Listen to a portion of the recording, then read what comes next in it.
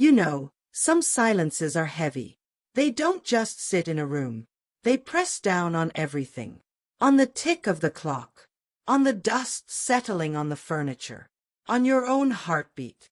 I lived in that kind of silence for 10 years after my husband Robert passed. It was a quiet house, filled with all the things we'd collected over 52 years. And yet it felt hollow. Like a museum of a life that was still being lived, but just barely. My children called every Sunday. They visited on holidays.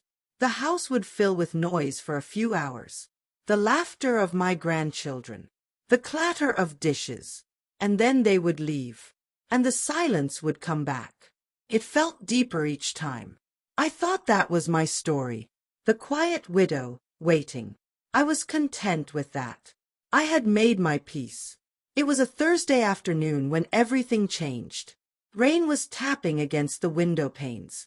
I decided to finally tackle the attic.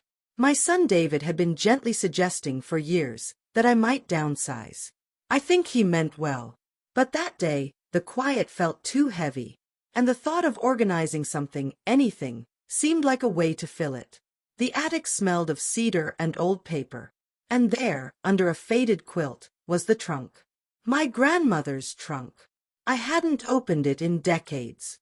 With a creak, the lid gave way. On top of a stack of linens lay the album.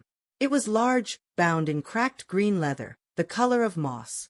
Memories was embossed in gold, the letters almost worn away. I carried it downstairs like it was something fragile. Because it was. I settled at the kitchen table, the rain my only company. The first pages were familiar. My own childhood. Stiff, black and white photos of me in frilly dresses. My parents, looking so young and serious. I smiled. This was the history I knew. Then, I turned a page. And my breath caught. It was a picture of my mother, taken long before I was born. She was maybe 18. She was standing in a garden, smiling a smile I